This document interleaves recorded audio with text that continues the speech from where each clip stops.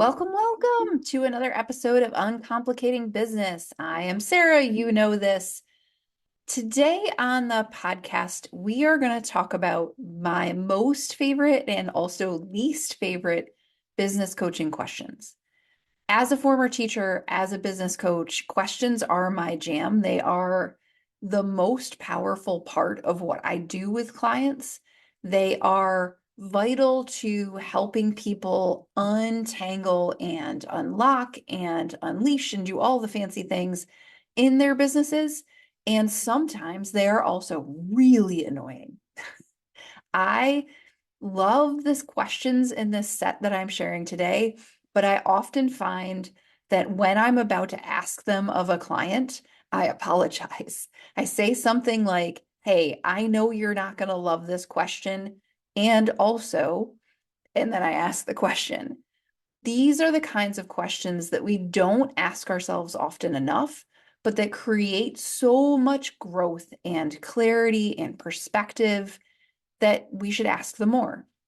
So what we're going to do today is we're going to go through these questions so that you can pick the one that you want to start with, because that's the goal for today. You're going to pick one of these questions and ask yourself and use your journal and answer it. Maybe decide you want to answer it much more regularly because these questions really do make such a difference. Before we jump in, a couple of things. The first is if you're not in my Facebook group, it's by the same name, Uncomplicating Business for Teachers, Helpers, and Givers. Come play with us. It's a magical place to be. It's a community full of teachers trying to grow, just like you. And I have a course that I teach called Selling for Weirdos. Please come play with us. Selling for Weirdos is exactly what it sounds like. It is how to sell if you feel a little weird out here in the sales world. It is how to sell as a business owner who puts people and humans and giving at the center. It is a human-centered, service-centered practice for sales and selling. It's a process that is about owning your expertise and feeling good about it and connecting to people and inviting them into your world and using that as your process to make money and impact. You're going to get all of those things in Selling for Weirdos, plus you get one-on-one coaching from me. It's a lovely community and a way to learn. So please come check it out. All right. So the 5 questions, in no particular order, are these. The first one is why not?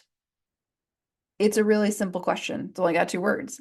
And also, what I know that we do as business owners quite often is we ask why. It's like, I'm going to do this thing, why? I'm going to do this other thing, why? I'm going to give them this thing, why? We are great at asking why. But what we're not great at all the time is asking ourselves why not when we say no to ourselves. So I, the other day, was talking with someone. I had an email series that I was going to send to one part of my list. And she said to me, why are you not sending it to everyone else? And A, it was because it hadn't occurred to me. But B, my first answer was like, well, I can't do that. And she said, why not? And it was like, well, gosh, I don't really have a good reason. So often the question, why not? Like, why can't I do that? Why doesn't it work this way? Why am I not allowed? Why? Who says, right?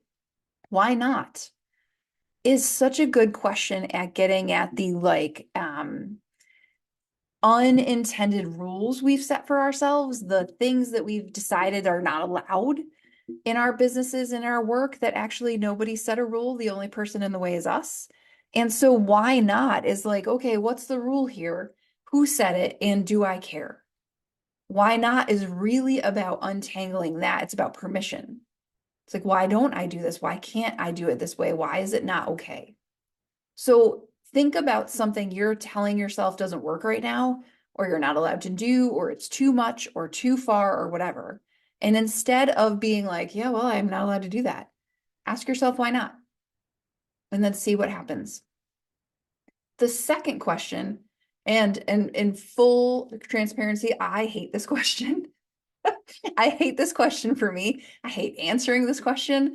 And also, I ask it to myself all the time because it is such an important question. And the question is this: when you are doing something, something new, when you are doing something you've done 10 times, when you are doing something different, when you're doing something, it doesn't matter. The question you should be asking is, who are you trying to avoid disappointing?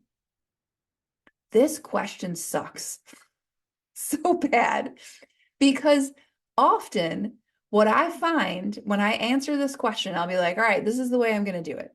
And it's like, okay, who am I trying to avoid disappointing by doing it that way? Often it's like, I'm trying to avoid disappointing this person I don't know and who I don't care how they feel about me, but I'm willing to disappoint myself.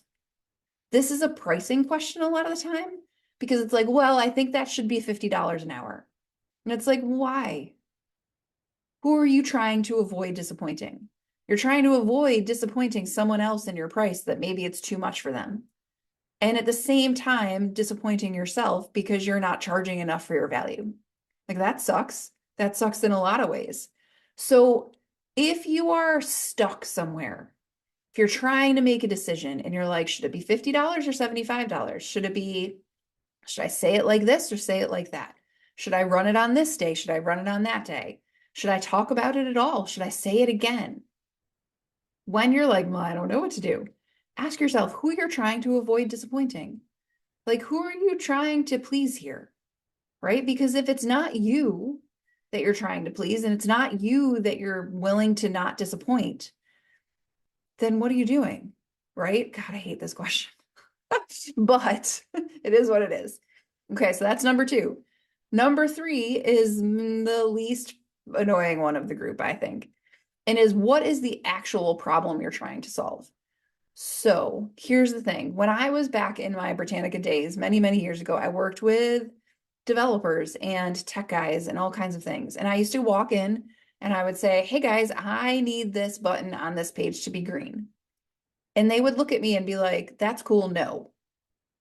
And I'd be like, well, but I need it to be green. The school district said to me it needs to be green if they're going to use it and blah, blah, blah, blah, blah, blah. And they would look at me and go, okay, cool. What problem are you actually trying to solve? And then I would have to sit back and be like, oh, okay, what's the problem here? Is it a development problem? Is it a software problem? Is it a me problem? Is it the people problem? Is it a communication problem? Is it a technology problem? What kind of problem is it? Because I would be so busy deciding what the fix was, making the button green, that I didn't really understand the problem. So, what we do as business owners, especially as teachers, is we are really invested in people and we are really invested in problem solving. We see something wrong and we immediately spring into action and we're like, we're going to fix this. And a lot of times, we're fixing it before we even really know what the problem is. So, to pause before you head into fix it mode, or even if you're in fix it mode and you're like, wait, I feel like I'm fixing things. Like, what's the actual problem I'm trying to fix here? If you can articulate the problem, some really important things happen. If you can articulate the problem, the solution set of your choices becomes clearer, right? It's like, oh, my problem is a communication problem. Now I know what to do. If you can articulate the problem, you can decide if it's actually a problem.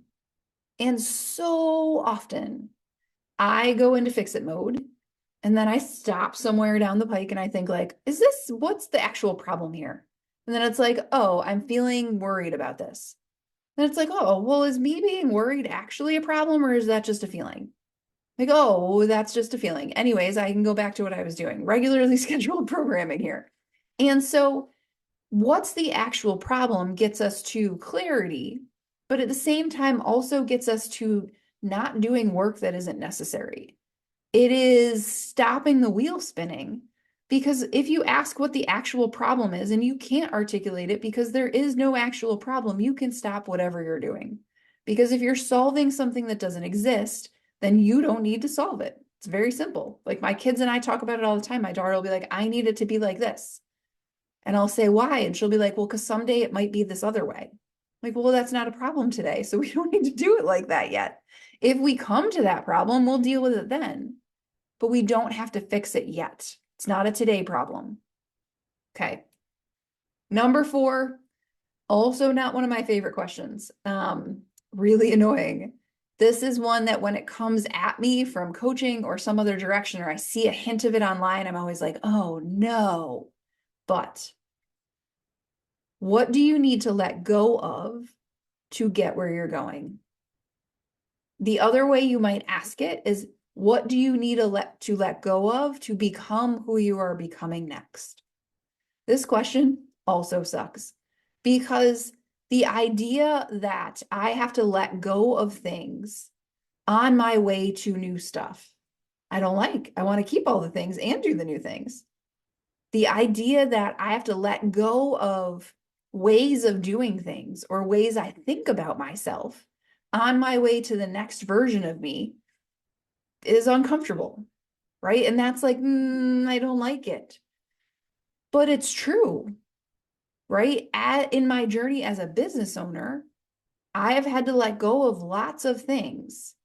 I've had to let go of side jobs, so many side jobs, so many side jobs that it felt scary to do because what if I didn't make the money, right? I have had to let go of worrying about what people who don't understand my business think of me. I have had to let go of, worrying that I'm not good enough. Not that I don't still worry about that, but I've had to let go of letting that drive. I've had to let go of thinking of myself as not equal to other people because I don't have a business degree. Like I'm just as good at this, even though I came at it a different way. I've had to let go of introducing myself as a teacher first. I think that one took forever.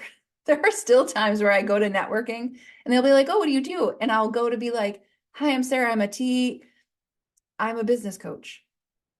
Right? I'm a business coach and I work with teachers and I was a teacher, but teacher is not the first word anymore. It can't be. It's not who I am. It's who I used to be. So for you, what do you need to let go of right now on the way to get where you're going? Is it something you think about yourself? Is it a process? Is it something you're building? Is it something you want? Is it something you used to want? Right? What is it? What are all the options? And probably there's a handful of things that it's time to let go of, and you know it, and you just don't want to admit it. Because when I ask this question to clients, they're often like, oh no. And if they think for a minute, they know. And that's the thing. And then they have to say it out loud. And that sucks worse because you can know, but not admit it. But knowing and then saying out loud means we're on our way to letting go of the thing. And that's hard, but it's true. So then the last question is this. This is an interesting one because it doesn't seem annoying on the surface, and yet also it really is. The question is, what do you actually want? Here's the thing. We are not trained to want anything. It is not our default setting, especially as women. If you're listening to this and you're a woman, you identify that way. We are taught and socialized to be like, yep, we're just going to do the next thing in order. But that's not how our businesses work. We don't want that. It's like, what do I actually want as a business owner? I said that to a client this morning. He was like, well, but I could help this many kids and I could do it this way and I could do it like this and I could do it like this. And I was like, cool, awesome. You can do all those things. Which ones do you actually want? And he just looked at me and he was like, oh, because as a business owner, you get to choose. So knowing what you actually want, what you want it to feel like, what you want it to look like, what you don't want, makes a huge impact because we get to shape these businesses to look like we want them to. That's the whole point. But if we're out here in the business world running something that doesn't look like we want it to, it sucks. It's no fun. But in order to get the thing we actually want, we have to articulate what we actually want. And that is tricky sometimes, especially if it's not something we've practiced. Lord knows it's a struggle for me. It's something I work on every day, and it's something you can work on too.